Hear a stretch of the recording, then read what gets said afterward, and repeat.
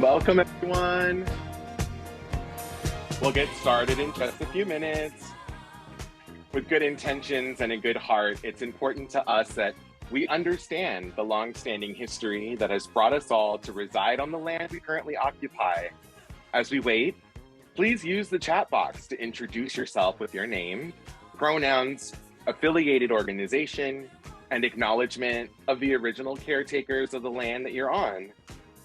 If you aren't familiar with that, we will also drop a link in the chat for you to do that research. There's been so many things that's held us down, but now it looks like things are finally coming around. I know we've got a long, long way to go, and where we'll end up, I don't know. But we won't let nothing hold us back. We're putting our show together, we're polishing up our act. And if you've ever been held down before, I know you refuse to be held down anymore. Well, don't you let nothing Hello.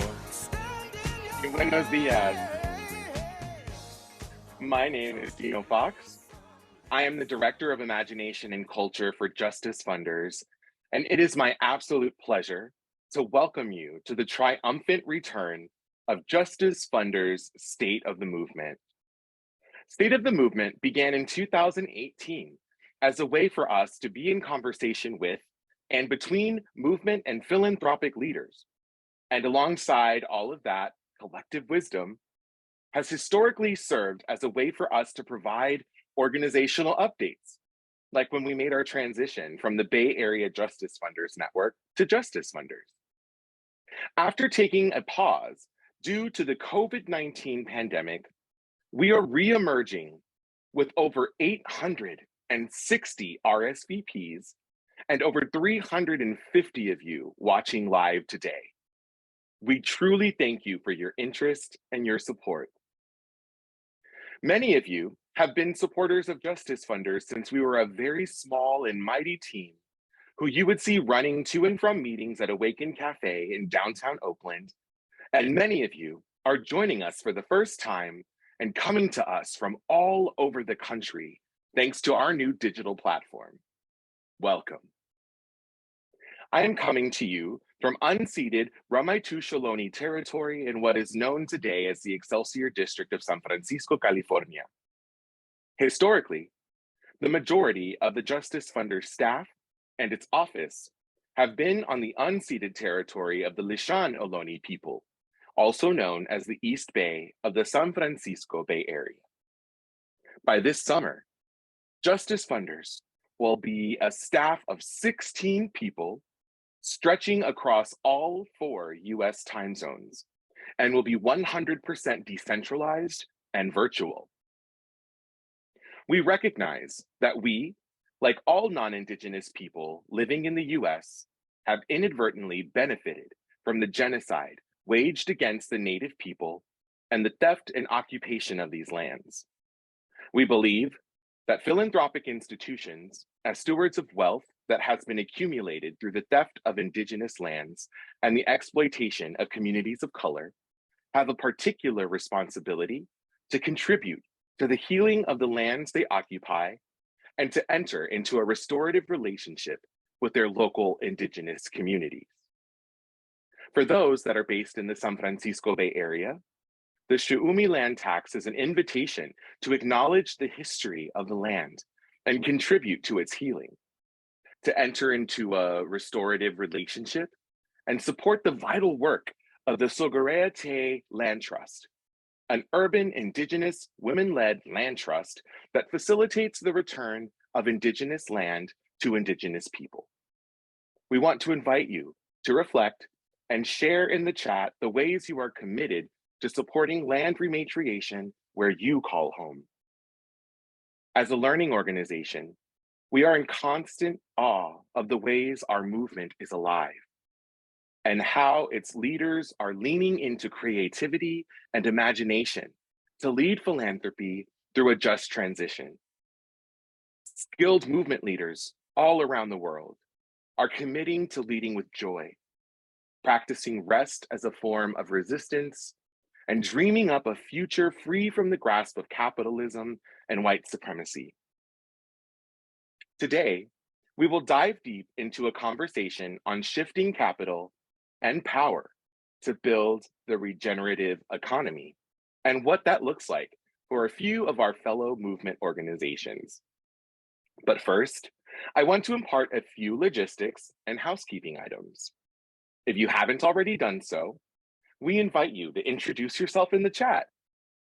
A kind reminder that we are in a Zoom webinar rather than a meeting. So please use the chat box for comments and reflections. You can chat to either everyone or hosts and panelists. Please use the Q&A tool for posing questions to our fabulous speakers. If a speaker is saying something that excites you or moves you, please use the emoji reactions to shower your love upon them. We will be recording this webinar and sending the link and resources afterwards. In deepening our commitment to language justice, we're honored to be offering live ASL interpretation. We have two interpreters today, Juan and Stephanie, who will be taking turns. We also have real-time live cart captioning in English, and Brianna is our cart writer today. You can turn the captions on and off by clicking on the CC Show Captions icon at the bottom of your Zoom webinar window and adjust subtitle settings and font size if desired. My colleague Lorenzo will be supporting with technical assistance in language justice. Justice Funders has also been experimenting with working with a talented graphic note taker to help us gain visual graphics that help visual learners. Tasleem Van Hattem has been deep at work with our team and will be working behind the scenes to capture our conversation today. Be on the lookout for a follow-up correspondence featuring her amazing final graphics. Today, we'll receive updates on the state of our movements, the state of philanthropy, dive into a moderated conversation with our esteemed panelists, reflect on where we are currently winning, and we'll wrap up with a Q&A featuring all of your juicy questions. Our speakers are the movement leaders and funder allies who have been with us on this journey. Mark Chavez of the Climate Justice Alliance, Chris Janice of Right to the City Alliance, Kat Gilia of Ceres Trust, Dana Kawaoka Chen of Justice Funders, Annie McShiris of the East Bay Permanent Real Estate Cooperative, Vanessa Roanhorse of Roanhorse Consulting, Rebecca Saul Butler of the Grove Foundation, and Olivia Watkins of the Black Farmer Fund are all with us in the house today. But first, it is my absolute pleasure to kick things off by offering a state of our movements. It is my pleasure to welcome our co-conspirator, Mark Chavez from the Climate Justice Alliance. Welcome, Mark. Thank you so much, Dino. And thank you, everybody, for being here on this beautiful day. My name is Mark Chavez. I live in Bozeman, Montana, also called Akoto Waktai Sakam, which means many comes together country to the Blackfeet. It used to be a common area stewarded by many peoples, including the Crow, Northern Cheyenne, Salish Kootenai, Blackfeet, Bannock, Lakota, Nez Perce, Flathead, Shoshone, and plenty more.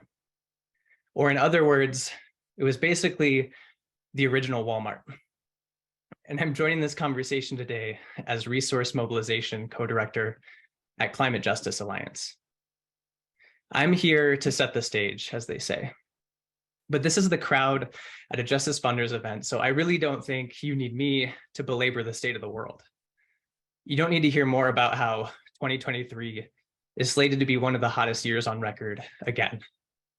That we're seeing increased militarism from our ball fields to the oil fields, a housing crisis, labor exploitation, a stranglehold on our political system, the erosion and demise of our already precarious democracy through direct attacks, from banning books to storming capitals, or the fact that while all these things are impacting Black, Indigenous, people of color, and poor communities first and worst here in the US, this racialized and gendered violence is happening to a disproportionately larger extent throughout the global South. But there's one thing I feel like I always need to say when orienting people to the intersecting crises we face. They're actually all rooted in the same exact thing: white supremacist, cis hetero, patriarchal capitalism and colonization. At the same time, in response to everything I just mentioned, I think it's also worth pointing out that we're seeing beautiful examples of solutions to the climate crisis built from the ground up, like community-controlled solar power projects from Brooklyn to California, mutual aid networks that nurture communities through all kinds of chaos and turbulent times, mass mobilizations demanding police accountability from LA to Atlanta, workers taking power by organizing and unionizing in the belly of the beast at companies like Amazon and Starbucks, and a reframing of our relationship to land, including indigenous land reclamation from Oakland to Big Sur. Another part of setting the stage I didn't mention yet is that I'm a parent of one with another child on the way. And I know a lot of people think it's scary right now to bring children into this world. But as a person with Indigenous ancestry, I'm only here because my ancestors continued to have hope in the face of climate breakdown and civilization collapse over the last 500 years. Despite losing over 90% of their loved ones and enduring a mass genocide so large that it led to a mini ice age, my ancestors continued singing their songs, putting down their prayers, sharing their stories, and having hope in their hearts while raising children that carried on their lifeways. All that being said, it is scary to think that there may be a time in the future, like the near future, when I'm not able to protect my children. It's already unsafe out there, and I do worry it's becoming even more hostile. But I'm not letting that stop me from being hopeful. It's that hope from our ancestors that we need right now to carry us forward through the fear. And let me tell you why I have some hope. First, to solve all of our problems, I'm pretty sure it's actually fairly simple. All we have to do is globalize information and inspiration while relocalizing literally everything else. Production, consumption, governance. We have to bring all of it back home. And then maybe someday we will be smart enough to remember how we could create global trade routes that don't harm the planet or exploit our neighbors like our ancestors did so long ago. It's going to be really, really hard, right? But it's not complicated to understand. But if you're the type of person who does like the nice visuals and frameworks and things like that, the Just Transition framework is a really, really beautiful place to start. It clearly lays out what props up the harmful extractive economy, illustrates the necessary regenerative economy, and shows us how our capital and actions must move to get us from one to the other. Second, people's distance from the catastrophes that frontline communities face is getting smaller. And I know that sounds a little dark, but from my experience, it's only once a person realizes they have skin in the game that they're actually going to join the fight. And I'm really hoping that might be starting to finally happen as more people realize that even this fleeting anxiety that they feel about work in their privileged life stems from the root cause as everything else I just mentioned. This flawed, extractive capitalist system that convinces us we are subservient to its needs. And this is where y'all come in, right? I hope you are ready to see this as your fight and that we are in a shared struggle together. So for the last couple of years, one of Climate Justice Alliance's core projects, Reinvest in Our Power, has been working to develop a campaign to demand philanthropy divest $100 million of its assets from extractive investments into regenerative economic projects like community land trusts, non-extractive loan funds, and worker-owned cooperatives. Essentially, projects that have established intentional financial mechanisms that allow communities to reclaim resources, power, and money that has traditionally been extracted from them.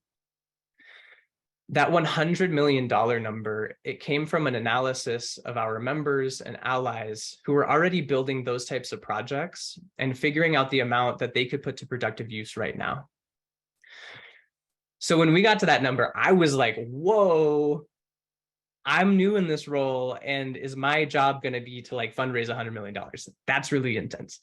But then the folks in the room, they honed in on foundation assets, that mythical 95% that isn't spent out each year, but rather invested in that same extractive economy that's at the root of the climate crisis and all the other woes we face as humanity. That still seemed like a huge number to reach for until I was prepping materials for a funder briefing we did last summer about the campaign. At the time, I found these surprising statistics. Of the roughly $93 trillion flowing through global financial markets in 2020, nearly 1.2 trillion of that came from US-based philanthropic investments. During that year, those same foundations gave out only $88.6 billion in grants.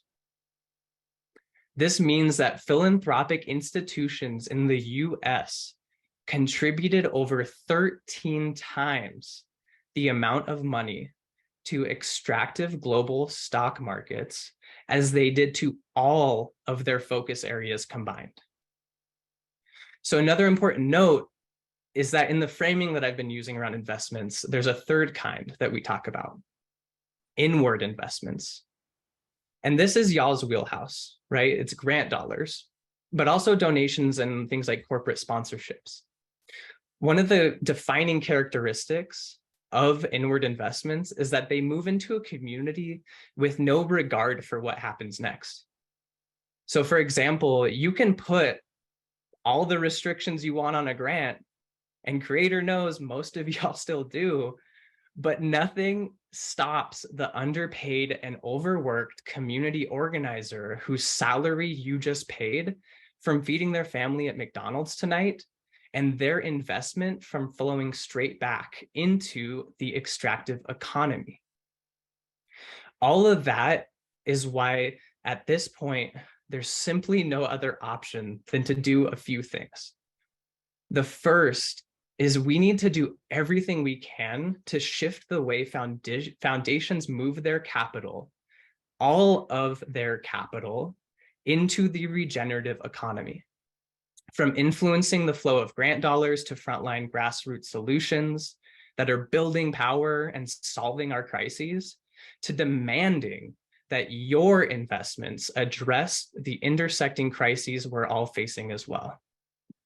And number two, remember that if you have control over any amount of money, the only way to manage it responsibly is to first acknowledge it could not have ended up under your control without slavery, genocide, land theft from indigenous people, labor exploitation, or some combination of those four.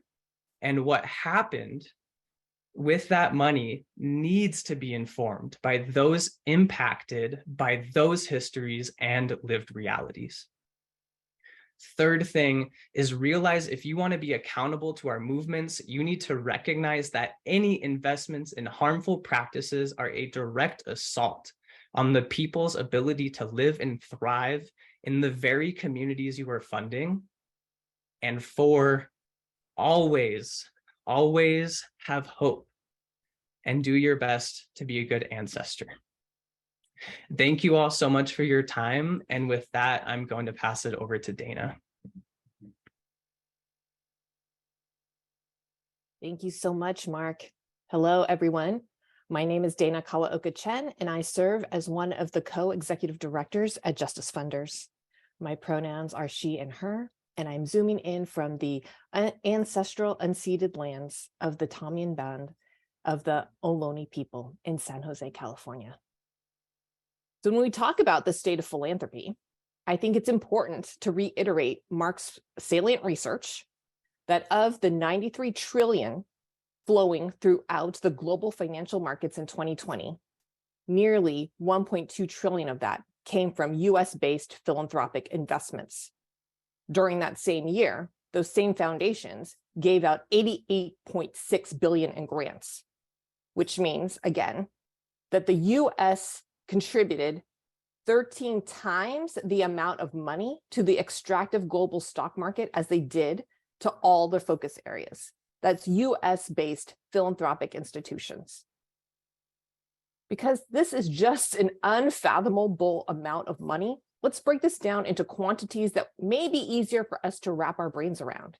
So if in broad generalities, if after a house, a vehicle may be one of the most expensive items we purchase, 1.2 trillion could purchase about 40 million $30,000 cars, which is equivalent to buying a car for everyone in the state of California. 88.6 billion could purchase 2.95 million $30,000 cars, which is the equivalent of buying a car for the entire population in the state of Mississippi. But as this car visual illustrates, the sheer volume of 1 trillion not only eclipses grant making in the billions, the cumulative impact of wealth accumulation, resource extraction, and labor exploitation cannot be ameliorated by or within our current systems. The disproportionate impact of 95% of foundation assets contributing to the very harm meant to be curtailed by the 5% given out in grants illustrates how inadequate this approach to systems change is. In fact, when we consider the compounded impact of the last century, since the United States has provided a tax shelter for wealth, we have only to scan the news headlines of the last 3 years to arrive at any conclusion that our very survival as a species depends on our collective ability to facilitate a just transition immediately. Philanthropy, we are at a pivotal time on the world clock, so named by our revolutionary ancestor, Grace Lee Boggs. If we continue down our current path, we will be sucked into a proverbial whirlpool of abyss where foundation grant making doesn't exceed the amount earned by the endowment's interest, thereby continuing in perpetuity. This approach to asset management relies on capitalism, a system that requires inequity in order to proliferate. Thus, philanthropies who choose not to disrupt the status quo are actually choosing injustice. The other option is to choose to prioritize people and planet over profit. Along this path, local communities govern wealth and other resources regeneratively and cooperatively. Decisions are made democratically. The health and care for those most impacted are centered. The management of our natural environment is stewarded with the indigenous leadership and ancestral knowledge. Philanthropies who choose to shift capital and power are choosing to provide frontline Black, Indigenous, people of color communities with access to financial resources and turn their self-determination and collective capacity to manage those resources for themselves, which has contributed to greater democracy, increased social equity, ecological restoration, and community resilience. Yes, thank you, friends in the chat. Philanthropy, we need to pick people and planet. So funders and investors, to support us in meeting this moment, I am very pleased to introduce to you all Shifting Capital and Power to Build the Regenerative Economy, a just transition investment framework for philanthropic institutions. Meant to be a companion document to our resonance framework, the core premise of this work is that a just transition also requires the divestment of philanthropic assets from the dominant financial system and to redirect that capital into community-controlled institutions and activities that build economic power and self-determination in Black, Indigenous, and people of color communities, thereby reducing their reliance on philanthropy over the long term. While I have the privilege of presenting this work to all of you this morning, this framework is the collective vision, thought leadership, and ideas of these folks named on the slide. This framework is for foundation investors who are committed to the values and principles of just transition and seek to apply them in their investment strategies, particularly around how their assets are managed. This framework can be used by executives and trustees to set a new vision and direction such that investment officers and advisors are clear that their role as fiduciaries is to no longer maximize profits and preserve institutional wealth. To begin, we must reckon with the realities of the extractive economy. First, from a capital management perspective, this means recognizing the systemic impacts of racial capitalism, that philanthropic wealth, like all other forms of accumulated wealth in the US, can be directly traced back to both historical and current economic practices of extraction and exploitation that have disproportionately harmed BIPOC communities. Second, this means that we understand that the continued accumulation of wealth contributes to the extractive economy and that the complete redistribution of wealth and power over the long term while meeting the urgency of the moment are necessary components of a just transition. Third, that market-based ESG screens, socially responsible investing, and shareholder activism are strategies meant to reduce harm within the dominant financial system rather than build the new. Lastly, the first step that foundations must take to align their investments with the vision and values of just transition is to divest assets out of the dominant financial system, Wall Street, venture capital, speculative real estate, and into community-controlled, movement-aligned, just transition projects and loan funds that build economic power in BIPOC communities on the front lines of racial, economic, and climate justice that are nourishing local regenerative solidarity economies. Given these realities of the extractive economy, just transition investing means not only shifting capital, but also shifting power.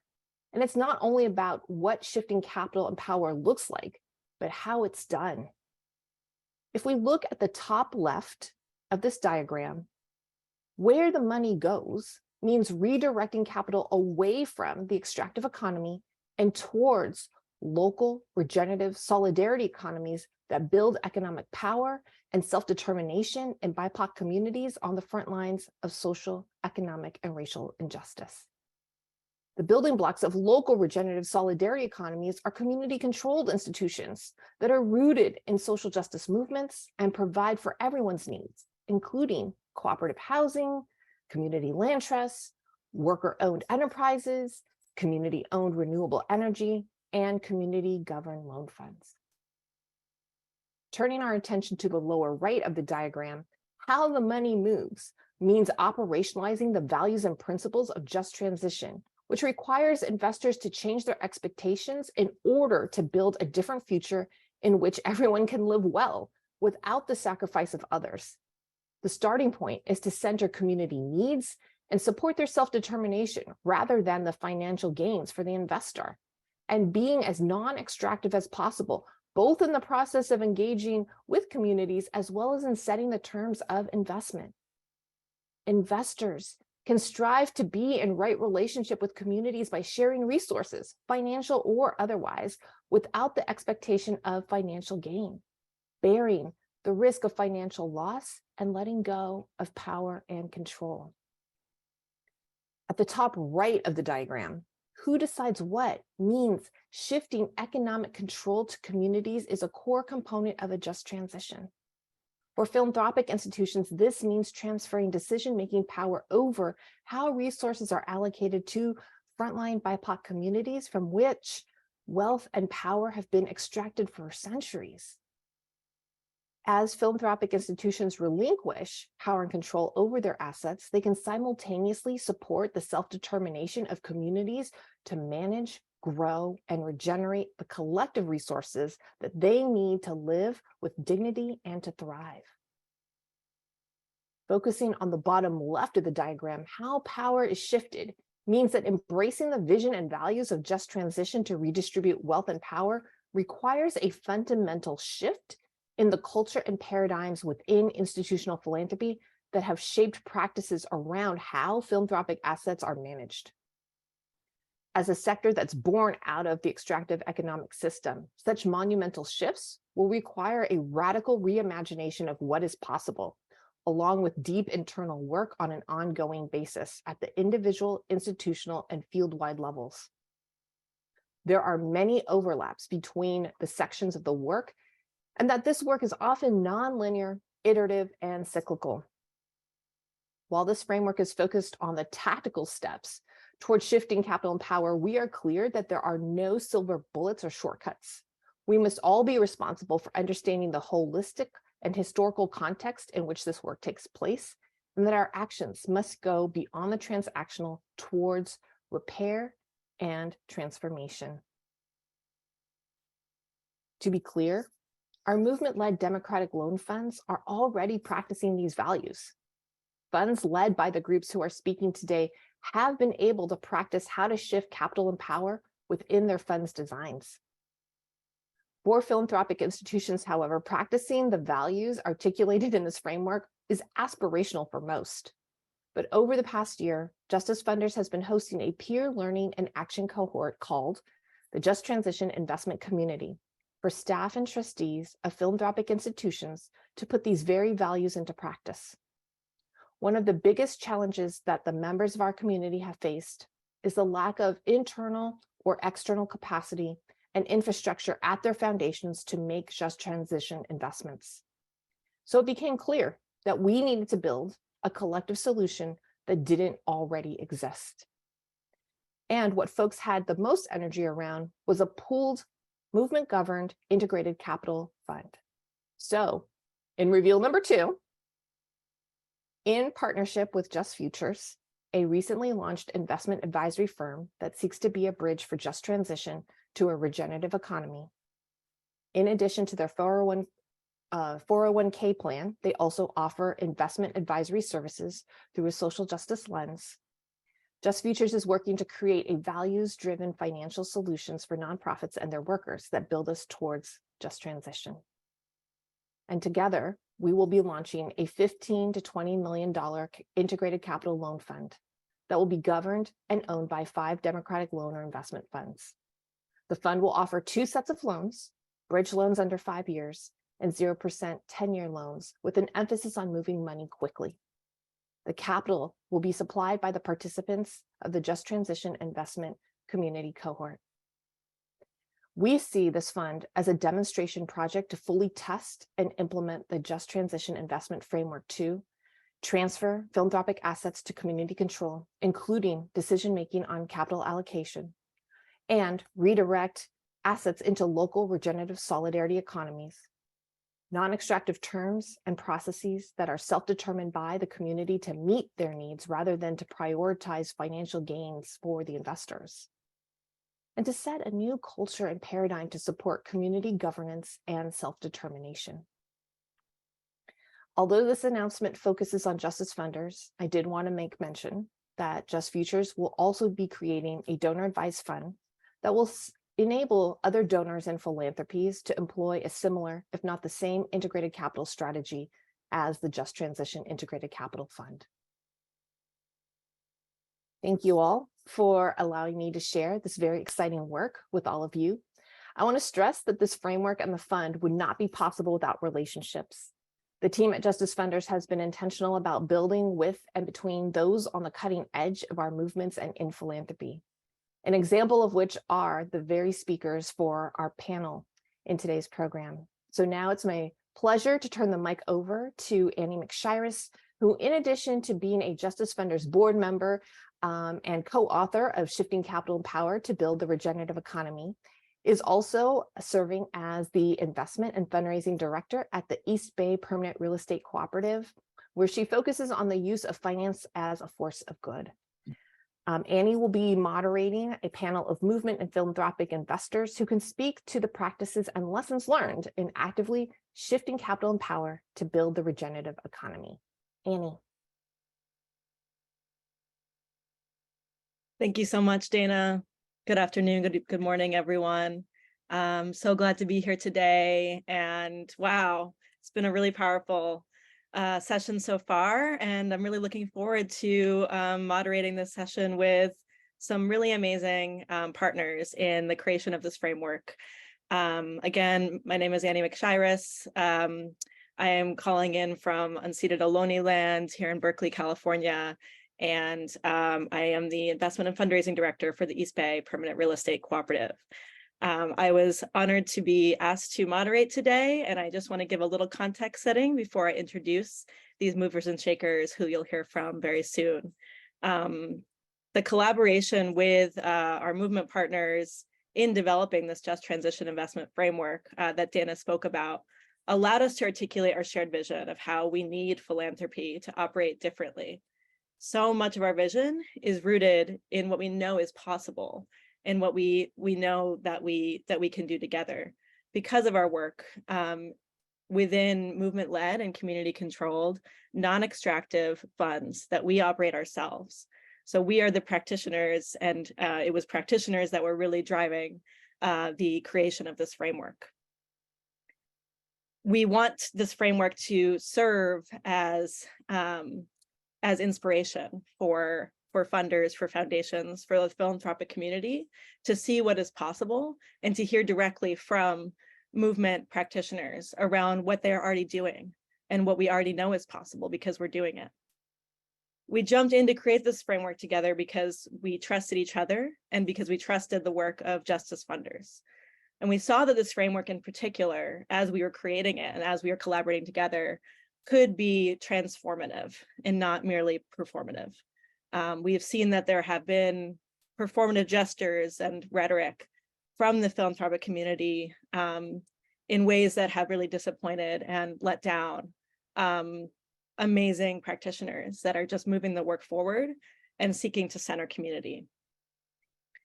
So this framework, again, is being practiced by movement partners running our own funds.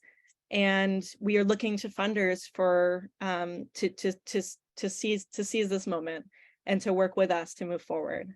Generally, we asked ourselves a few guiding questions as we were creating this framework together.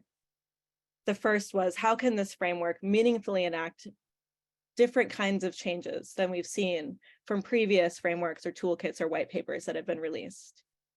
How will this be activated and utilized by philanthropy? How will real change be made? And how do we not constrain ourselves in our imaginations based on what we know of philanthropy's current limitations? In other words, how can we continue to expand our imaginations while doing this work? And finally, how do we follow the North Star of our movement spaces, of the folks on the ground really leading this work? And with that, I would love to introduce our first two panelists, Olivia Watkins, co-founder and president of the Black Farmer Fund, and Vanessa Roanhorse, CEO at Roanhorse Consulting. I'll let you two introduce yourselves further, and I have a few questions that I'll start to ask.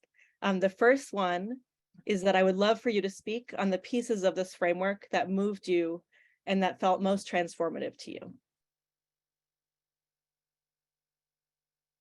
All right, I guess I can start us off. Thank you so much for having us. And it's such an honor to be in this space alongside so many other great movement leaders. So my name is Olivia Watkins. I use she, her pronouns. I reside on Wampingur land known as Connecticut. And I'm one of the co-founders and current president of Black Farmer Fund. Just a brief introduction about Black Farmer Fund. Our mission is to nurture Black community wealth and health by investing in Black agricultural businesses of the Northeast. And I came to this work as a farmer myself. I, at the time of starting the organization, was a steward, and I was stewarding land. And I was having trouble accessing pools of capital. I either didn't look like what people expected a farmer to look like. I wasn't practicing, traditional forms of agriculture. I was practicing agroforestry and regenerative agriculture. And as I was continuing to come up against these struggles, I learned that there is a broader systemic discrimination at play that was keeping marginalized communities from achieving food sovereignty. And at the time, there were many, great organizations that were focused on farmer education and access to markets and advocacy. But there wasn't an organization focused on building capital and power for Black agricultural communities and continuing in the generations long legacy of doing this work. So that's how we started Black Farmer Fund. And we have a community loan fund that invests non-extractive integrated capital. And last month, we launched a new $20 million integrated capital fund that is currently open to investors and looking to participate in building Black agriculture community wealth. Pass it to you, Vanessa. It's amazing, Olivia. Yat everybody. It's wonderful to be here. Shea Vanessa Roanhorse. I am Navajo from Navajo Nation. Live here on Tewa lands here in Albuquerque, New Mexico. I am the owner of Roanhorse Consulting. We're an Indigenous-led firm focused really on being unapologetic and bringing our worldview to tackle complex challenges really around how capital flows, who gets to sit at the table, and how we think about measurement and evaluation. I can say that now after 7 years of owning a company, that's what we do, but it was a different road when I started. How we were able to come into this project is a variety of pathways, but some of it starts with my entrepreneurial journey. Similarly to Olivia's story, when I started my company at the end of 2015 into 2016, I couldn't find resources that understood what I was trying to do. Coming from where I live and who my family is, there was no available capital to help start what I was building. When trying to invest and grow a company that would be here, not knowing it would be 7 years, every bank I walked into, every institution I walked into denied me capital. So upon seeing that, but also not seeing Indigenous people, and particularly Indigenous women in positions of leadership, that pissed me off. And I was really glad to find 7 other Indigenous women here in the Southwest, and we co-founded Native Women Lead. And the journey of Native Women Lead always was seeded with this idea that we know we're investable, that we know Indigenous women are at the center of not only healing, but must return to the circle of decision-making. So all of that had to come not only with building connectivity networks and leaning in our Indigenous worldview, but leaning into the power of the feminine and also bringing in capital. So we have, through Roanhorse Consulting and Native Women Lead, been able to co-build what's our matriarch funds, which started with a microfinance character-based lending initiative up to 10,000 to now having lent over $500,000, about to launch our largest fund, hopefully in this quarter, which will be our revolutionary fund, which would be our $10 million investment fund. And all of that to say is from our first fund to this fund, we've had a repayment rate of 99% repayment, and our borrowers have paid it back twice as fast. Meaning we're closing our first fund, that's done, paid off, we're relaunching that fund again.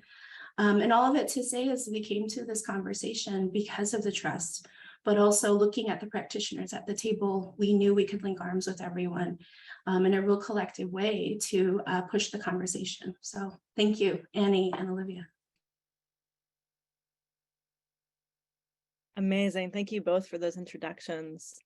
I wanted the folks on the call to hear from you more about what you've learned in deploying non-extractive capital in practice, and what from those lessons can be shared with foundations to demonstrate a different way as possible.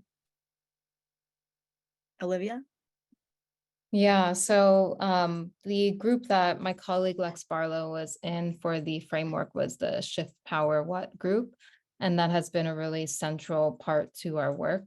And it was really great for us to be a part of, building up the framework with other organizations, because this was the only way that we knew was right, because we were directly building out the organization based on direct feedback from our community. And that was exactly what our community wanted. We didn't really know that there were other ways of existing, and having power. And so, for us, the first thing that we did when we started building out the organization was making sure that we are creating a structure that provides non-extractive capital, and put communities into decision-making power. So one example is that our investment committee is filled with Black organizers and ag entrepreneurs across the Northeast. And we created a legal resolution that said that our board, which is currently 60% farmers and organizers, couldn't have any final say or vetoing power over the investment committee's decisions.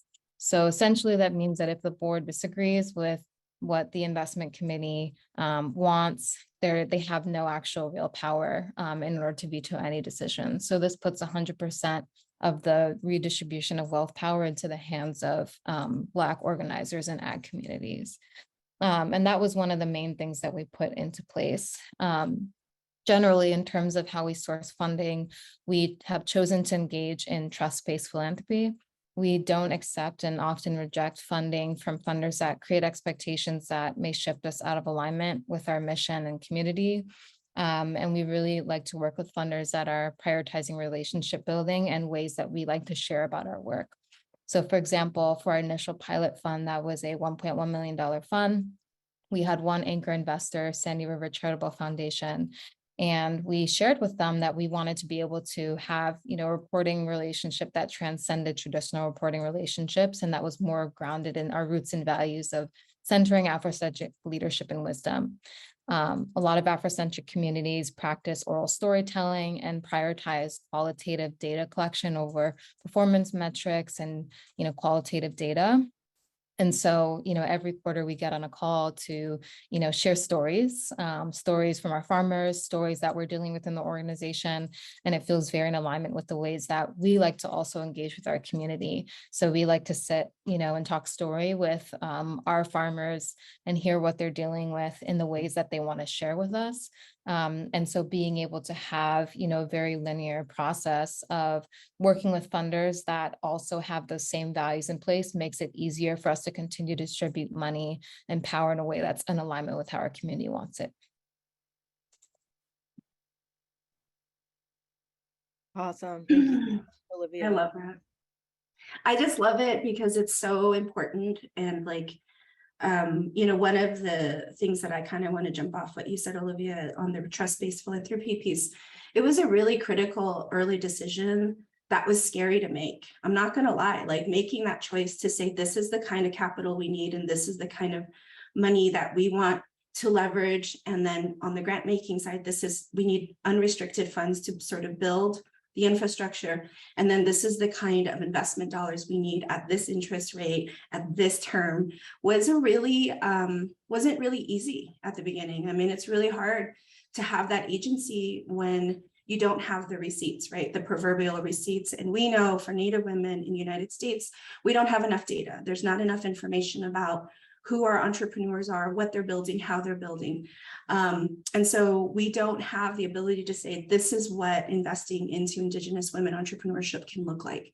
So for us, we had to start at the microfinance. And thankfully, one of the key things that really, I think, supported us in having the ability to have, to draw a line in the sand with our future grant makers and investors was a partnership with our local credit union and foundation here, Nusenda, who actually came and said, we have created this character-based lending product. You guys are essentially going to leverage the infrastructure of our back office, and you will originate and underwrite the product for yourselves. That gave us the ability to sort of ask ourselves, well, what is so prohibitive? So right out of the gate, we obviously didn't use the 5 C's, but we created what's now the 5 R's of repatriation. Our 5 R's are our answer to a new way to think about underwriting, as well as how we look at these investments. And it comes from a place of really relationships. And so the ability for us to build something and test it at a microfinance level gave us not only the data, but the actual confidence to say we can build scaffolded funding from this $500 to $10,000 investment to now what we're going to be launching, which is now a $50,000 to $250,000 product for our community. The other piece is when we launched our first fund, it was right at the beginning of the pandemic. We had all these ideas about the kind of entrepreneurs we were going to support, the kind of businesses and technical assistance we were going to provide. we had to pivot so quickly. And like within days before we launched our first fund, my co-founder, colleague, co-conspirator, Jamie Bloche, was like, you know what? Screw it. Let's offer 50% forgiveness on this thing. We're going to get a grant from Indian Collective.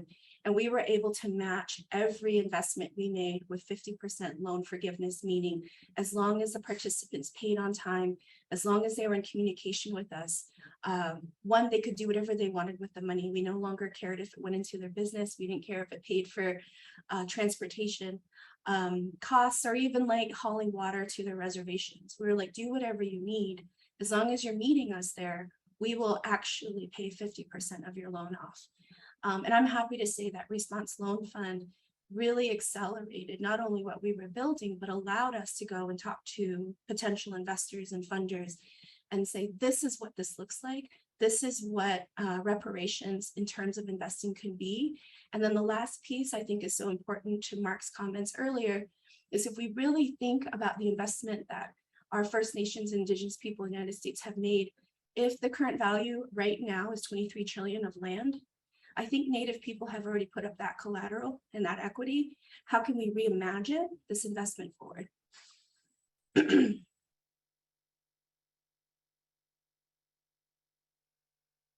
Wow, thank you so much, Vanessa, for sharing. I wanted to ask the two of you one more question. We've got about 5 minutes left for this section, then we'll bring in our philanthropic partners and then we'll all speak together. But this last question, I wanted for each of you to respond to, where are you seeing movement from the philanthropic space in shifting capital and power? I'll go first. Okay, thank you. Thanks, Annie. I'll go first so Olivia can close us out because I know it's going to be good. So just, to continue my 23 trillion, I think where I'm seeing a lot of movement from practitioners, and I think a lot of interest from foundations, but foundations have a lot of work to figure out how to support that, is actually in the land back movement, in the land back need for folks to have control of their own assets to determine the kind of return on investment they want, right? Because some of these land back movements aren't actually about making a ton of money. They're about returning the land for stewardship, for care, for ensuring that people have a safe place to always return back to, access to their holy places. And then the other parts of the land back is also about wealth creation. How do we create opportunities within real estate and land that allow the owners not only agency on who and what to build, but an ability to make something back. And I think from that point of view, we're really excited to say that with Native Women Lead and a lot of this stuff, we're also looking to do some of that same type of investment with a a space, a place, building where people go and restore themselves. Forgive me, I can't think of it, here somewhere in New Mexico. But all of that's going to require some real strength around how do we build local capacity with our political leaders. How do we activate different types of federal funding, whether it's new market tax credits, and for Indigenous people, the ability to use some of the federal funds off tribal lands, because most of our people aren't able to live on their reservation lands for a variety of reasons. And then the other part is how can philanthropy actually support and accelerate that? Because we need long-term infrastructure capacity and the ability to ensure that whatever kind of fund and investment we create will not only stay within our communities, but builds deep institutional anti-power knowledge that's going to stay and not leave. And so we've been seeing a lot of these discussions happening. We've seen a lot of these conversations with the money coming down from the feds right now, unprecedented to Indian country. However, there is a massive gap of just fungible capital that's going to allow local held infrastructure. So that's a big one that we're seeing alongside just finding a way to move money to entrepreneurs as fast as possible. Yeah, plus one to everything you said, Vanessa, especially in the food space. We work really closely with an organization called Northeast Farmers of Color Land Trust that is a part of the land back movement and also is a part of getting land to other BIPOC communities. And through that kind of work with them, we've also seen that a lot of foundations are being more open to collaborative fundraising efforts. So recognizing that like not one organization can solve all the issues, and shifting away from that narrative of, this organization is going to do a million different things and they're going to scale to $100 million budget and they are going to, consolidate all this power and to be able to fix whatever our priorities are. A lot of grassroots, organizing, funds have a lot of funds that have come out of the grassroots organizing practice tend to operate more collaboratively. And so with, for instance, Northeast Farmers of Color Land Trust and a couple of other different BIPOC-led organizations, we've done a lot of collaborative fundraising together for collective work that we are focusing on. So mainly technical assistance. And a lot of funders are beginning to be more open to that. And we've been able to successfully secure funding from different organizations like Solidare Network and Mosaic.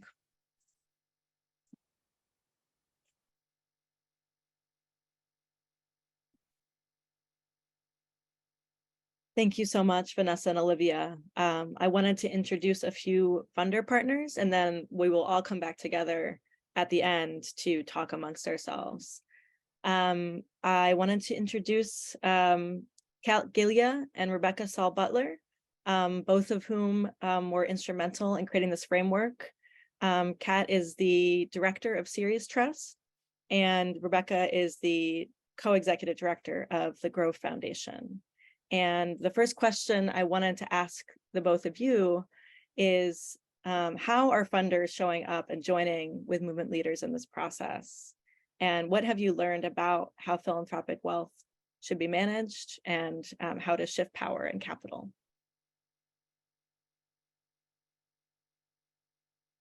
And I will pass the mic to you, Rebecca, to start us off. Thank you. It's always very humbling to go after the movement leaders, and it always kind of makes me hurt to come on and represent Philanthropy. I wrote down what Vanessa said. Foundations have a lot of work to learn how to support this. So I think that's probably the lead of this part of the session.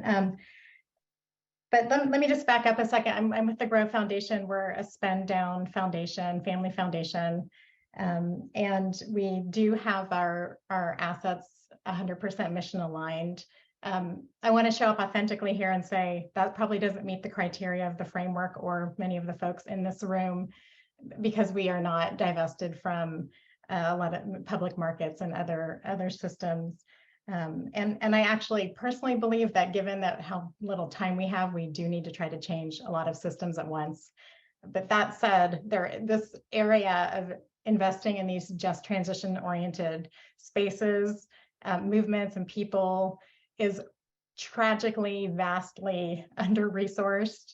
And foundations really are uniquely positioned to support that work for so many reasons, including that we exist solely to advance a mission, first of all. We can work along the whole capital continuum from grants to more traditional investments. We have staff who may understand or have relationships with movement leaders, and we have a lot of money, to everyone's point here, that is not in the right places. And so we really do need to move it. And I do feel like there is progress in this area. It's much too slow.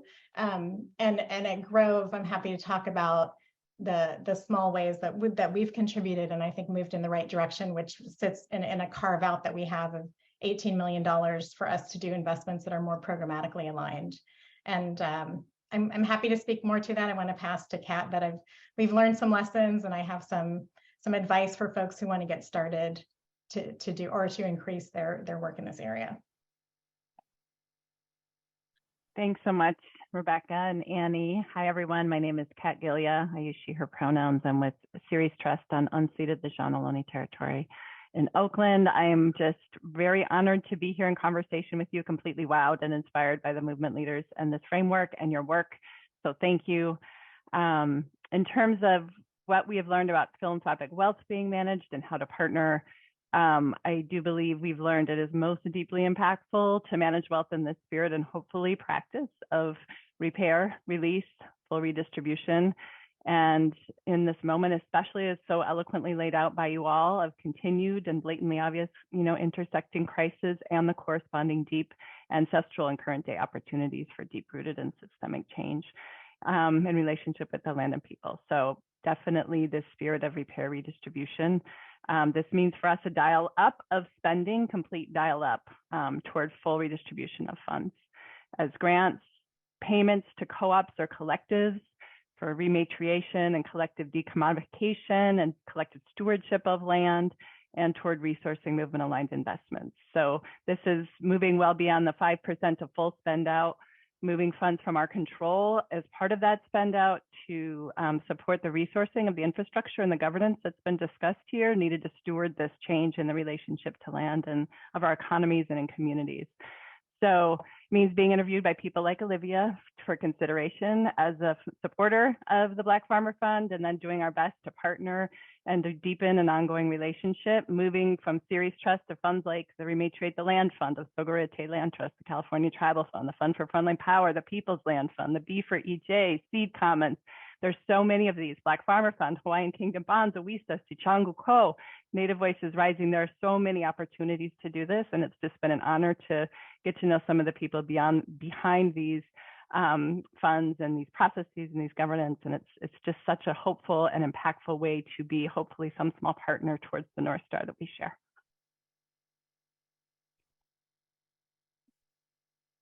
Thank you both for introducing yourselves and your work. I want to ask a question.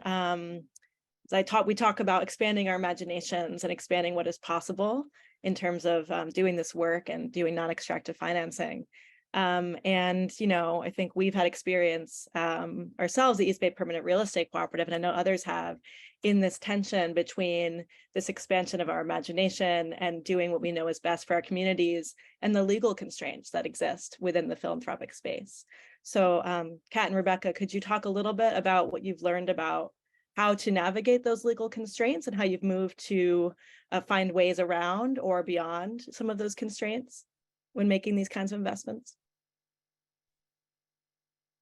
Do you want me to go first, Kat? So yeah, and maybe I'll pull the lens back a little bit and say to get things aligned in your institutions, there's a few things that you need to do. And I always recommend to people that they start with their investment policy statement, because if there are good institutions in your or good instincts and intentions in your institution, you need to get your policies to explicitly lay that out.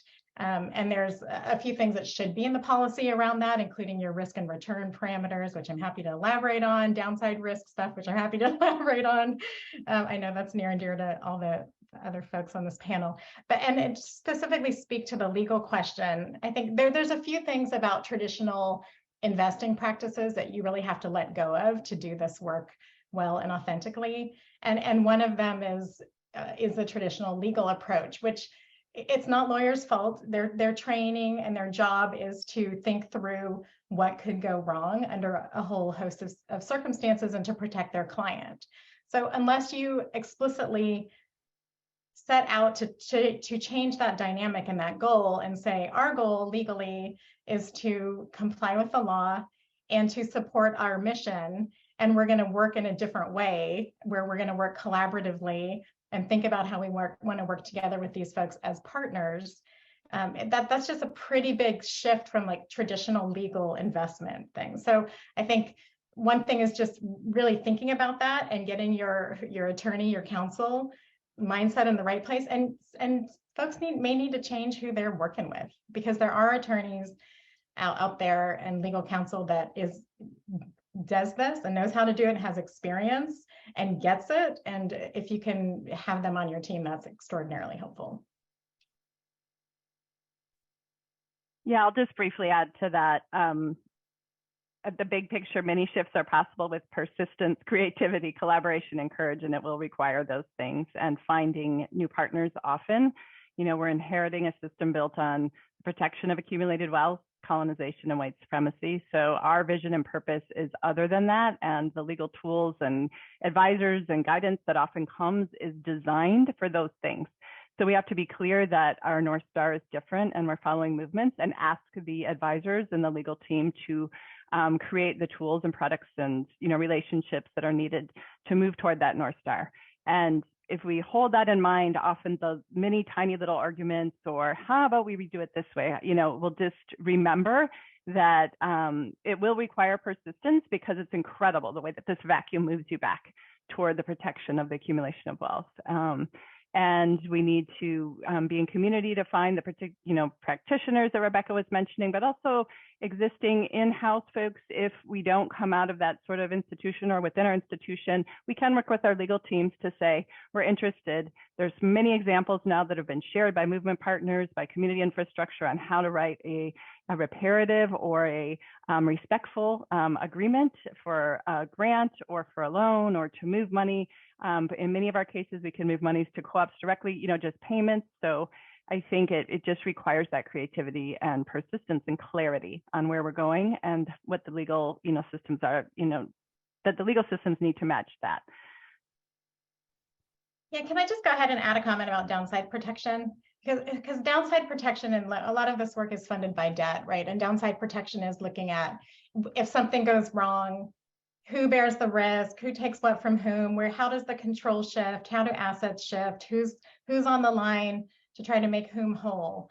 And when we take traditional downside protection approaches to this work, it's particularly harmful, because you have institutions holding a lot of assets that are trying to shift the risk of all those outcomes to mission-based partners, many of whom are nonprofits or co-ops or other folks doing this community-based work. And I think we really, really have to re-examine our role in philanthropy about how we're thinking about that.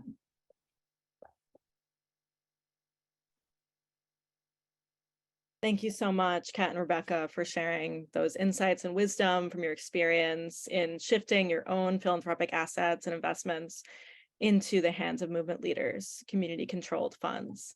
I'd like to open it up to have all the panelists join us now for these last 10 minutes. And I wanted to just open the floor up for a few questions to get this conversation started with all of you. We worked together on creating this framework, this toolkit, and have shared a lot together in that process. Now that we've completed the framework and really have developed this shared vision, what do you each want to say to each other? What would you want to say that you haven't been able to say yet, both to each other as movement partners, Olivia and Vanessa, or as well to philanthropic funders in this room? What would you want to say that you'd want to stick with folks that are here in this room? A lot of what the framework kind of is advocating for is non-extractive capital. And I think it's important to note that non-extractive capital is a spectrum. So, there's a spectrum of what it means. And on one end of the spectrum, it could mean, the most kind of creative financial products that you've seen that, are, 0%, are, recoverable grants. And on the other end of the spectrum, it might mean, 1% loans or some sort of percentage of loans with maybe a little bit more forgivability in the loan agreement. And it's up to you to decide, what's important to you and what's your why, and find what works best for you and your organization on that spectrum. And that's something that we've had to have a journey with as well in our organization, because there's trade-offs to either side of the spectrum and in between that. So I just wanted to note that sometimes it can feel like there's a lot of pressure to be the most non-extractive, but there's a spectrum. Anything within that spectrum is adequate and is significantly better than what the extractive investments look like. So I just wanted to name that. I don't know if I have too much more to add, because I think that's so critical, is that oftentimes the partners on the ground know the kind of capital they actually need. And I really do want to work with folks. But you have to be willing to have some hard questions and conversations. And there's also a real desire too, once you can create the kind of terms that you both want to have for what's being built, is to really redefine the relationship to partnership versus grant making and funding, or investee and investor, because that sort of partnership will illustrate in multiple ways, because we need the resources, the financial resources, but we also need the networks. We need the amplification. We need the relationships to other potential folks who want to come on board. And ultimately, we want to be in the weeds with you, particularly if you can be a partner around what the challenges we're facing, what we're seeing. We actually have a foundation right now who's working with us to accelerate some documents for the IRS. That's unheard of, right? Like the ability for someone to be like, hey, we can write a support letter to get your needed documents. Hopefully, sorry, I don't know why it's still pinging through the IRS process for a C3 application. That's just like a small example of something that's really meaningful for us that our partner organization, a partner investor is willing to do, and that changes the game. So that would be the only thing I would add to Olivia's point on the spectrum.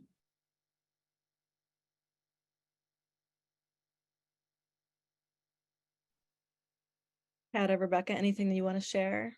Yeah, I would just say thank you so much and accept the invitation to get started and to move down this continuum, and that it is deeply important as we get started, we find our political home so that we continue to learn and be in communities of practice and learning. That helps us with courage. It helps us with accountability. It helps us continue down this journey as we get started, and dedicate some time to organizing as well. This means organizing within our philanthropic sector, making sure that we have time to engage people in a political journey, and that we are able to move folks relationally and creatively toward resourcing the North Star that's been laid out by these folks. Just a couple additional pieces from me. I guess one is that if I could do it all over again, I would definitely love to have a grant portfolio like that, or grant funding that I could deploy in parallel to the investment portfolio. We were able to do recoverable grants, guarantees, a whole host of things, but didn't have an outright grant.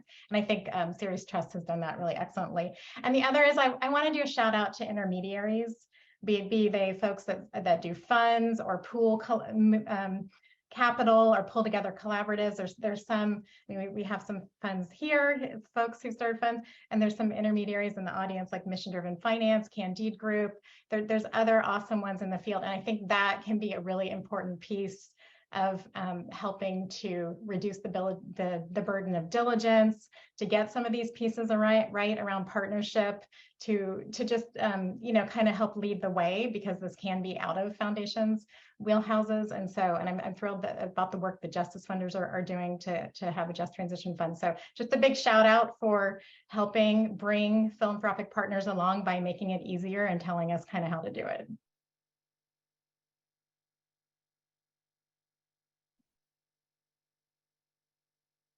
Thanks all. I wanted to shift to a different question. What ideas do you each have to move as quickly as this urgent moment requires, right? We heard and we know about the political moment that we're in. And we know we need to move quickly to be able to solve the issues that we face. And then also, what would be some longer term solutions that would be worth pursuing in addition to more urgent shifts immediately?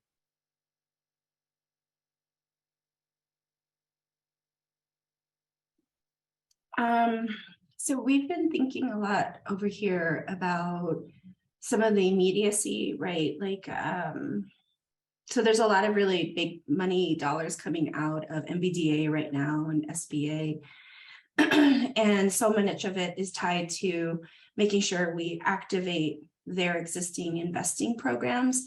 But there's a huge spectrum of like products out there that's not available, whether it's through SSBCI or SBA or USDA, any of those federal lending, which is a huge pot of funds right now.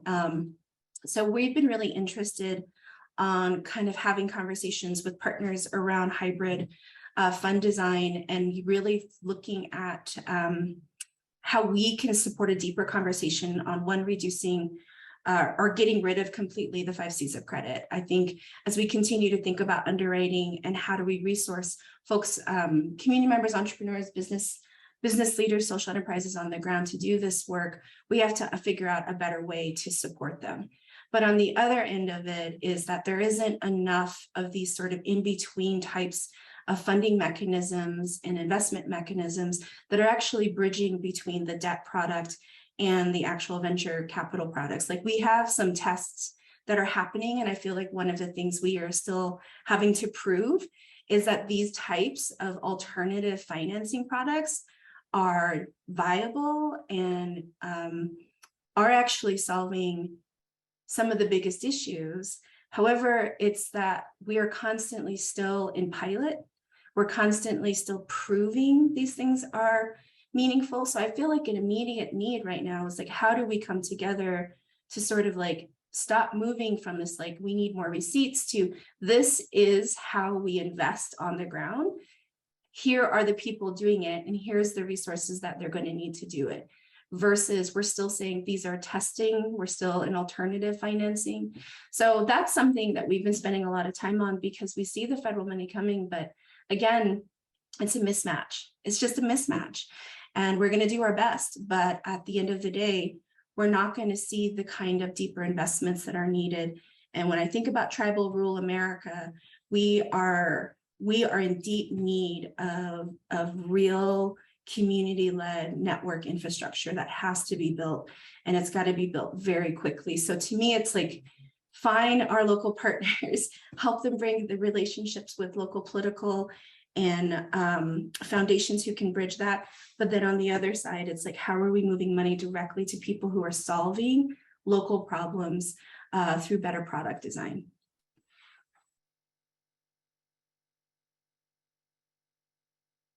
I would +1 everything that Vanessa said. Also, Native Women Lead and Black Farmer Fund are currently raising funds. And so we're distributing that money directly to, Black farmers, Native women entrepreneurs as quickly as we possibly can. And that's kind of, a short term that leads into long-term benefits. One of the other longer term solutions that I think would be worth pursuing is just continuing to find ways to educate philanthropists around trust-based philanthropy, and trust-based investing and what that looks like, and being able to find ways to shift structures internally in philanthropic institutions around that.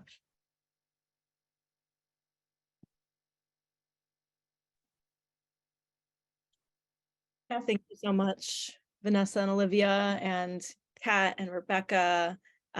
We have come to the end of our time for this panel discussion, and there will be more time to connect with audience members at our Q&A towards the end of this entire session. So stay tuned, but thank you all so much. A big round of applause to all of our panelists for their time and energy today. So thrilled to hear from you all, and thank you so much for the work you do. I would love to pass it now to our next speaker, Chris Janice with Right to the City. And I'll let Chris introduce himself. Thank you so much. Chris, take it away. All right. Annie, thank you. And all the panelists, it's super inspiring work. Hey, everybody. Again, my name is Chris. My pronouns are he, him, and I live in Anacostia and Piscataway land, otherwise known as Washington, D.C., or the shadow of the empire, I suppose. But as Annie said, so I work for Right to the City, and at Right to the City, I lead our work around the decommodification of land and housing. So for folks who don't know who Right to the City is, we're a national alliance of land and housing justice organizations.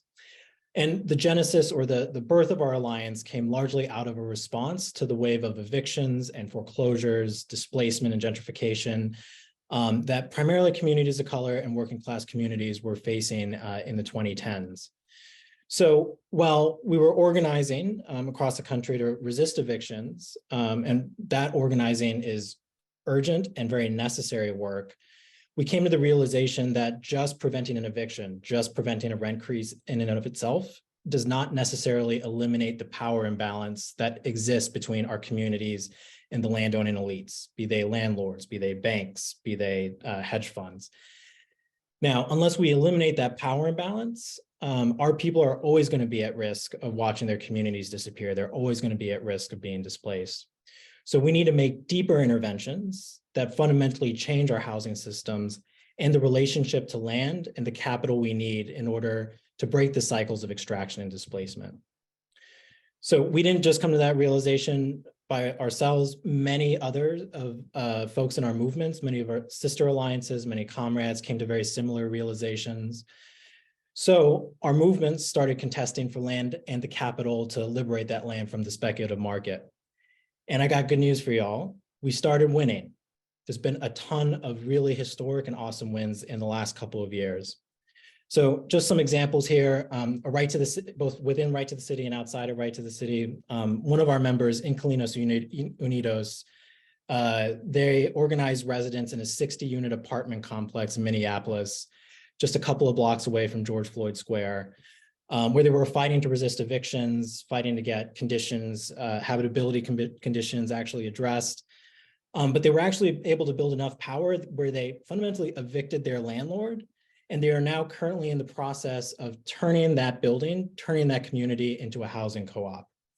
So the land is currently owned by a land bank as kind of a transitionary phase.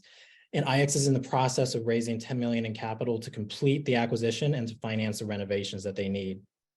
And this is just one member of many for us: Richmond Land in California, SMASH in Miami, the Citywide Tenant Union of Rochester, Jane Place Sustainability Initiative. These are all organizations, these are all groups of organizers that have decommodified land and are currently stewarding it in a community land trust, a housing co-op, or kind of other forms of social housing. And they're still organizing their communities. They're raising more capital to remove even more land from the speculative market. The East Bay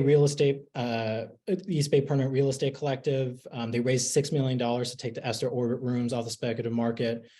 Porter Emma, they're a Sea Commons member in North Carolina. They're decommodifying mobile home communities in Asheville. There's just examples, and the list is going on and on and on and on. If there's examples that folks have of places where we've contested for land and capital where we've won, please drop them in the chat. This is by no means an exhaustive list. Now, even though we've won quite a bit in the last couple of years, there's been a ton of historic wins. There's also a couple of examples where efforts fell through, not because there wasn't the capital there, but because we as a movement weren't able to move the capital quickly enough. So just two quick examples: 9 to 5 Colorado. So they're organizing in Colorado outside of Denver. And they're similarly organizing mobile home communities and manufactured home communities. They actually passed a statewide law that gives residents the first opportunity to purchase, and they raised $10 million, but they still lost out on the opportunity to get control of their land, to steward that land, because the owner of the land that they were organizing on wanted to sell for even more profit than they were able to come up with. Downtown Crenshaw Rising in Los Angeles, they ran into similar problems. I'm sure a lot of folks here on this call have been connected to that in one way or another. Raised a bunch of money, but it wasn't enough to finish the acquisition, and there was a bunch of red tape and racist kind of policies and structures in place that prevented that from actually going through. So there's still a lot of work that needs to be done. And that's why this just transition framework is so important for foundations and philanthropy. Land decommodification and rematriation projects, these are expensive, and capital often needs to move very quickly. So we can't wait for overburdened processes or processes that take too slow. We need to build the infrastructure and move capital into that infrastructure to be responsive now when communities need it. So there's countless examples of different loan funds, community land trusts, different kind of things to start to build that infrastructure within our movement. And I have no doubt that we're going to continue to rack up wins, and soon enough tip the scales to permanently change our housing systems, our food systems, our energy systems, to principally serve people before profit. And so I want to thank everybody here for being a part of this. I want to thank y'all for making the space for Right to the City. And Annie, I'm going to pass it back to you.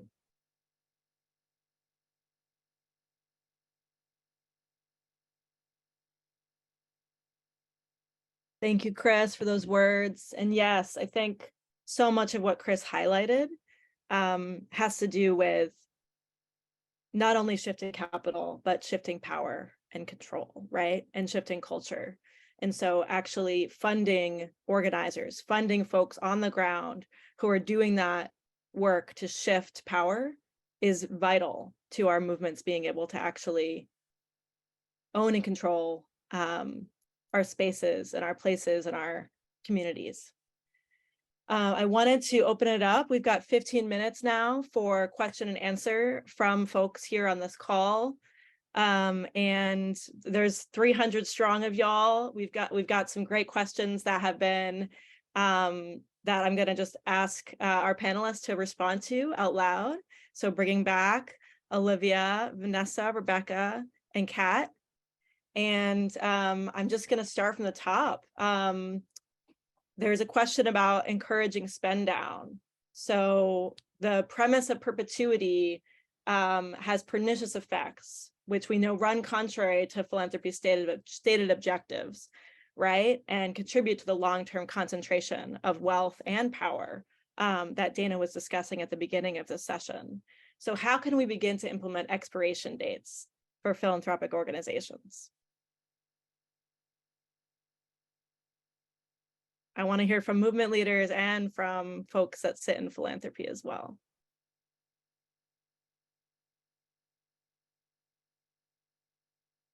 I can jump in. I mean, part of it's about who it determines and gives validity and credit to the existence of philanthropic institutions, right? So that that power is being held very much culturally, but also because of the economics, because they have so much capital.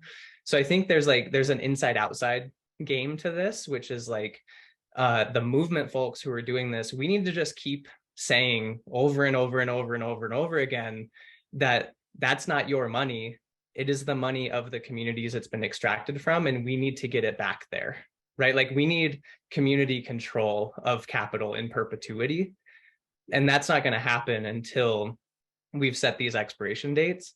But within the institutions, I think it's really about like working at your own institutional level, funder organizing with other funder allies that you know, close comrades, acquaintances, people that you think might be like having this itch, and really just like working together to think through like, it's not, I mean, it's your board, right?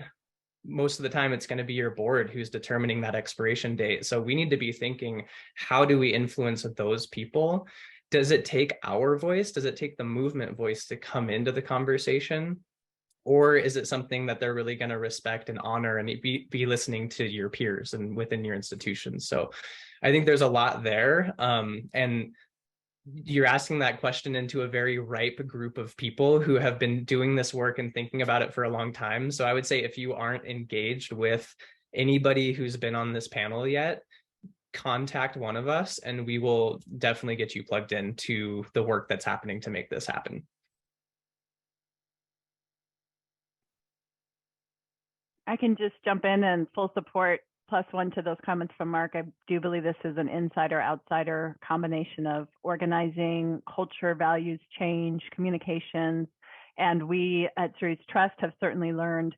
I remember It Takes Roots to Challenge Philanthropy reports. I remember, multiple different learnings and reckonings, but it's really our job on the inside is to step back and reflect back on the vision, on the North Star being laid out by movements, and how is the structure serving that best, and to have the cultural conversations, the relational conversations inside about what we want to do and what we want to shift in order to do that, with full redistribution of funds on the table. As we know, organizing efforts to change this on the policy level in states and nationally has not worked. In fact, philanthropic institutions have weighed in heavily against this sort of change in the policy and law, to my understanding. So I do believe it's an organizing and cultural and value shift inside and outside collaboration that's needed. And there are some movement accountable funder organizing formations that folks can get involved with that also help deeply with this. And I think that being able to navigate the power dynamics of having shared aspirations as people who care deeply about the same things is deeply important to our ability to continue to work together with as much strategy and definitely in relationship as, deep relationship as possible. I just really appreciate both comments, and Mark, your point is just so good about whose money is this. Something more on the just in general conscientious paradigm conversation. So much of this conversation of philanthropy and capital and how it moves, it's a small group of people who continually have this discussion. We're working really hard to change the language that we talk about these things with, because it matters. And while the systems of philanthropy, there's lots of work to be done and movements are going to push that, we also have to bring everyone in our community to the table, because this is their money. And so, I just want to provide simple examples. Like, we talk a lot about pipeline and where are we getting the deal flow. We really want to think of it as a waterway. We want to think of it as a regenerative practice of the flow of energy, the flow of capital, the flow of movement, and that it's bigger and beyond us. And so as we continue this, I think of it as well from like maybe a more of the squishy, gentle side, which is the way we talk about this is important as well. How we bring our people to this conversation is important as well. My aspiration as an individual is that I hope by the time I step away from this work, that my 8-year-old will understand what this means, that my grandmother will be able to engage in these conversations, and that my nieces, my nephews, and those behind me will be able to jump right in, because we will have demystified the purpose of why these institutions came together, and we will be talking about it as a collective effort.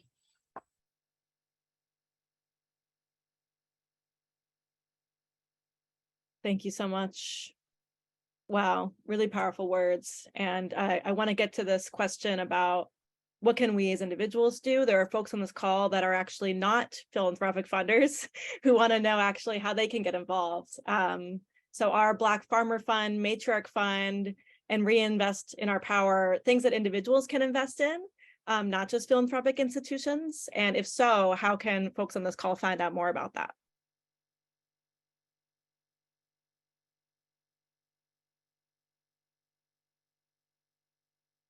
I can start us off.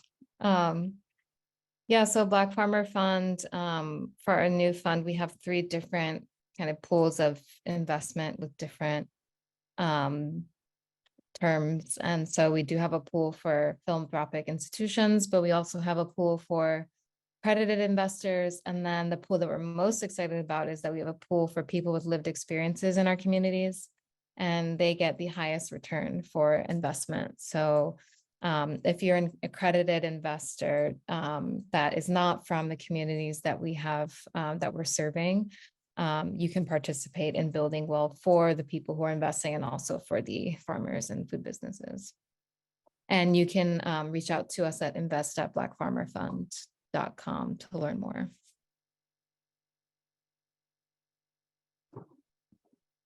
Similarly, we for our other funds, we are absolutely open to other types, but we do have, similar to probably Olivia's fund, is something we were inspired by Runway, which was their investor manifesto. And so we're building one ourselves, which is just about the kind of money we want to bring in, the kind of relationship we want to have, and the kind of like reports and engagements you'll get. So some of this is just, we're still in development, but we would love to talk with you.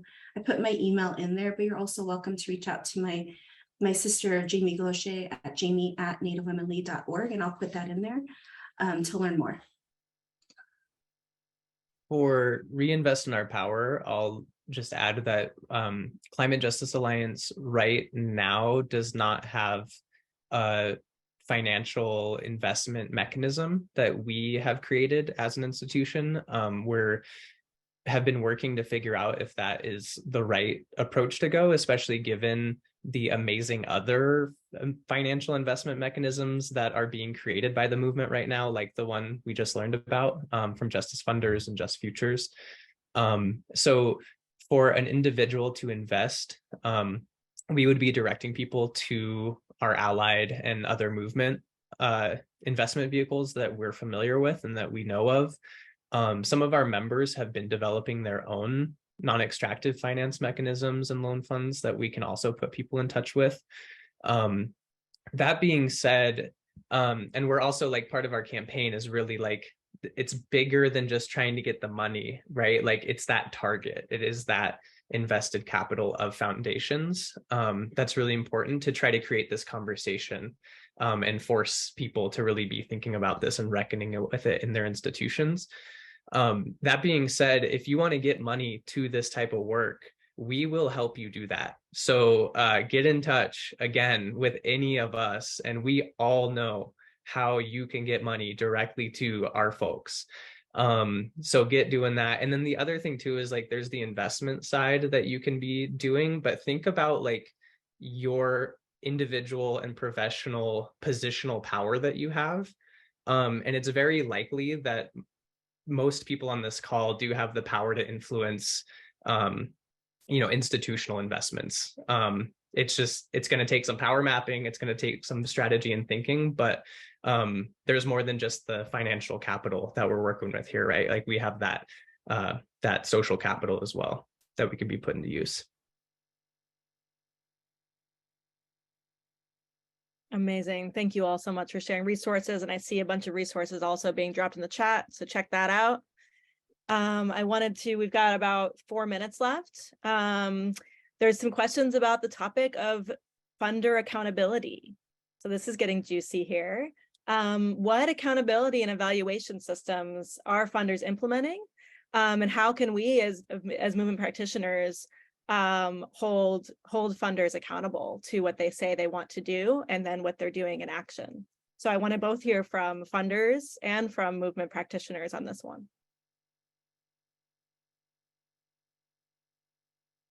I can start. It's an interesting question in the investment space because I don't know that there is an analogy, but in the grant making space, Grove periodically does the grantee perception report.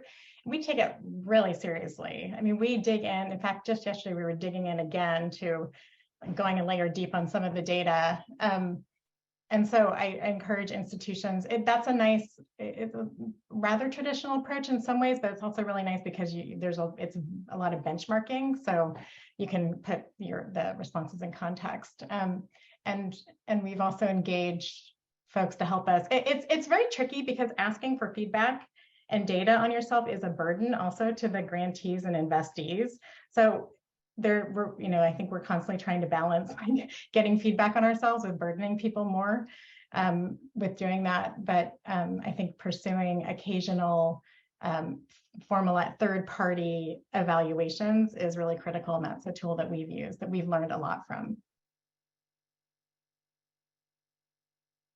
Yeah, I at least for in my opinion, I don't think that it needs to be super complicated. I think sometimes, we can focus so much on creating, structures and systems for something that can be super simple. And, in the conversations that we have with a lot of our funders, especially our funders that are really interested in the way that we do oral storytelling, is creating these like feedback loops. So, feedback loops on not only us sharing about what we've had going on, but also our funders sharing what they've had going on. So a lot of funders will keep us in the loop around, updates on their strategic plans and shifts. One of our funders, Surdna Foundation, holds town halls where all the grantees come together.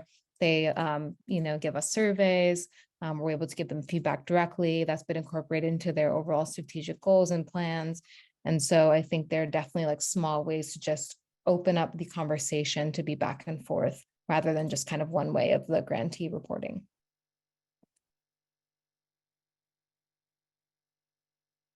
Yeah, I'll just add just the existence and the use of advisory boards, community movement driven groups that are brought together by funders in order to determine where money is going, how capital moves, whether that's in the investment or grant making side of things.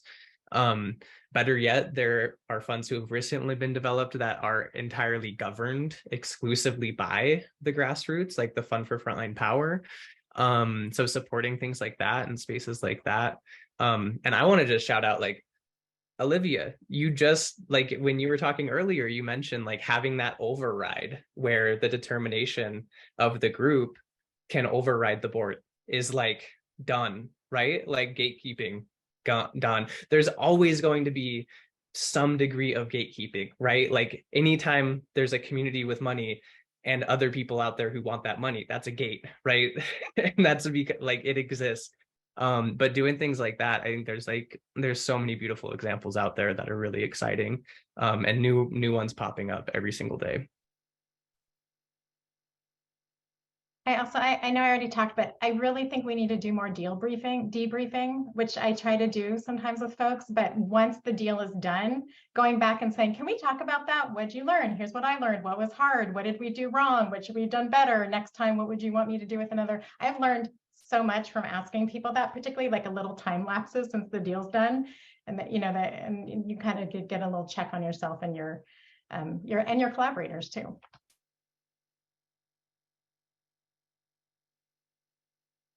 Yes, thank you for that.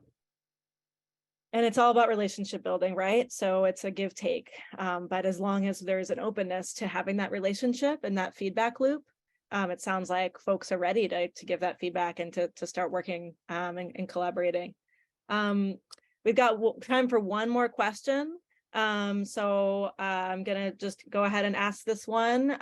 Looks like there's some interest from the audience in understanding how to find mission aligned, how to find values aligned legal teams. Any recommendations that folks have here about accounting firms, legal firms who actually understand this framework, who can move us beyond the conventional underwriting standards and the conventional loan documents that so many of us have felt some challenges around. So anyone have those kind of very specific recommendations? Cutting Edge Capital helped us create the offering documents for our new fund that we recently launched.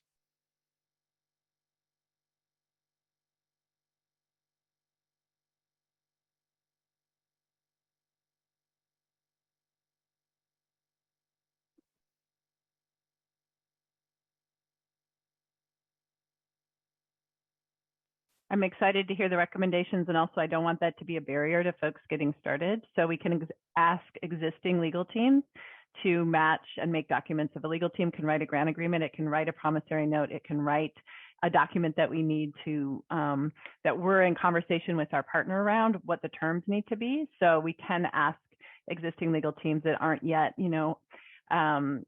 using these sort of systems to write documents and then use them in the service of the relationships and the deals that we're making or the work together. And then I just wanted to say, because I think this is a consistent challenge, is finding the right, but some of it is like, you need to know what you need to know before you even activate legal or activate accounting. Like that's the thing that we're also finding is because this is so emergent and so cutting edge, we build these things, we have a clear idea, we just need to then translate them into the systems language. But the thing is, you really want more advisory and guidance from others who've done this so that you can be prepared to have those conversations and really make sure that those firms that you're going to hire to help you know where you're coming from and how they can do it. And I do think there are great orgs out there, but also part of the reason there is this, as Nina and Olivia and I mentioned, this BIPOC back office collective is because we're all part of it, because we're all experiencing the same challenges around finding folks that are willing to go the extra mile, that are willing to question the current systems, that are willing to kind of honestly do the hard work of creating something different.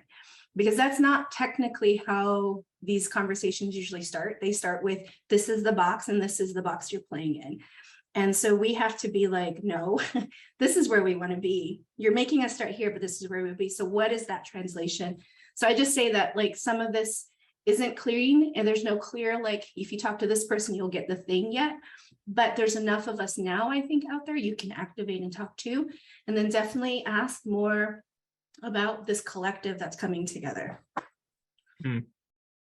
I'm just going to add really quickly. I think another thing to think about is that if we're trying to find like really radical, amazing movement aligned accountants and lawyers and the people who can do all that type of stuff, those of us that are doing the radical movement work within 501c3 structures, we are employing a lot of those people, right? And when we're getting funding, if the funding allows for and even encourages professional development for those people, then we're actually building that field way more proactively than just like, oh wait, like where's this mythical amazing accountant that's like down with the cause and like wants to tear down capitalism. It's like they work for CJA, right? Like they work for our organizations, and if they don't, they're at least steeped in it enough to have to be figuring out how to maneuver within this movement and, you know, do what is legally required of them. So I think that's another way to think about it too, is really like looking at the movement and the people doing the work within that space. And I'm sure you could find people who can give you advice, thoughts, and share things from there. Yes. Thank you so much for those final remarks, Mark. We are our own best resources. We are building the road as we travel. And I'm so excited to pass it back to Dana now. Thank you all for your questions. I know there were some that weren't answered. We'll do our best to find ways to get those answers to you as well over email in the coming weeks. Dana, take it away.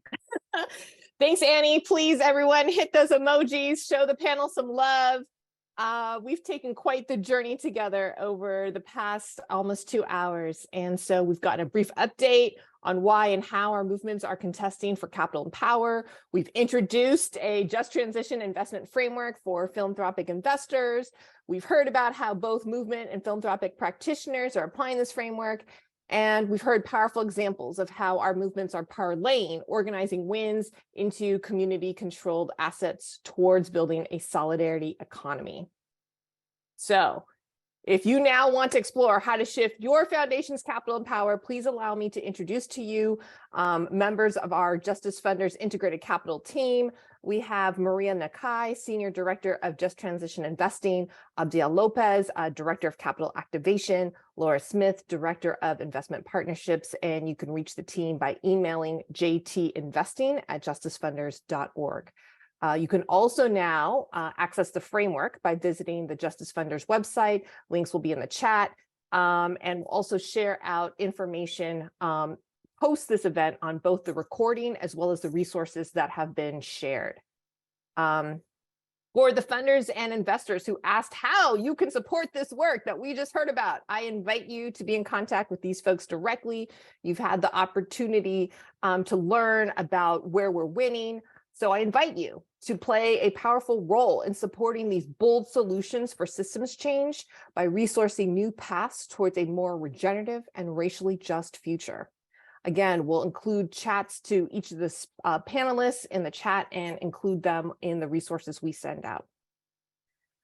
I just want to highlight Mark's opening, right? We're living in a historic moment as we witness racial, economic, and social movements that are waging some of our most courageous fights to build, contest, and win power. These same movements are working towards all of us having full access to healthy food, renewable energy, clean air, water, good jobs, healthy living environments. May their visions serve as an inspiration for those of us in philanthropy to reimagine other ways to govern and steward capital.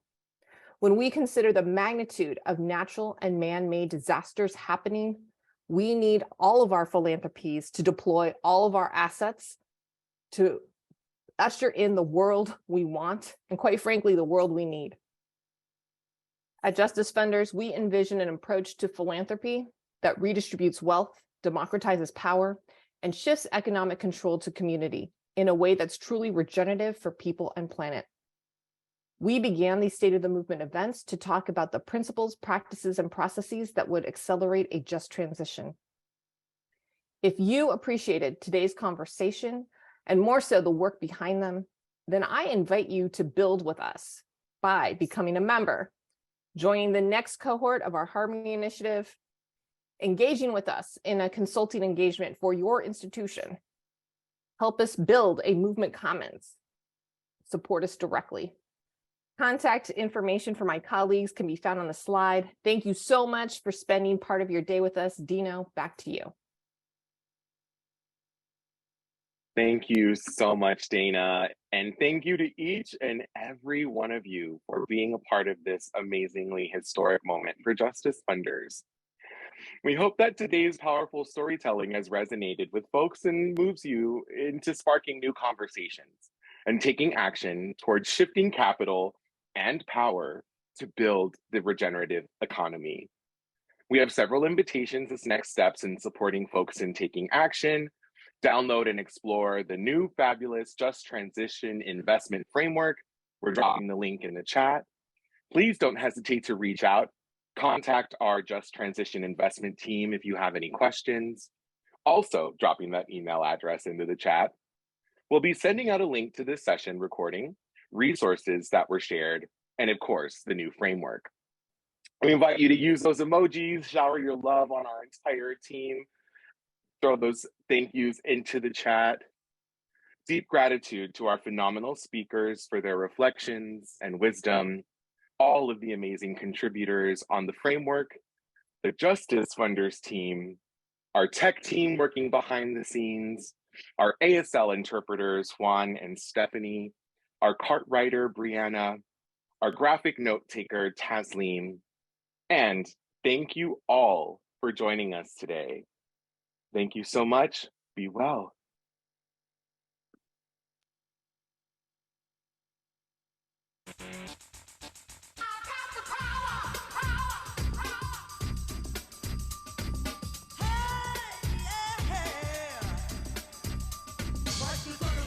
Snap attack.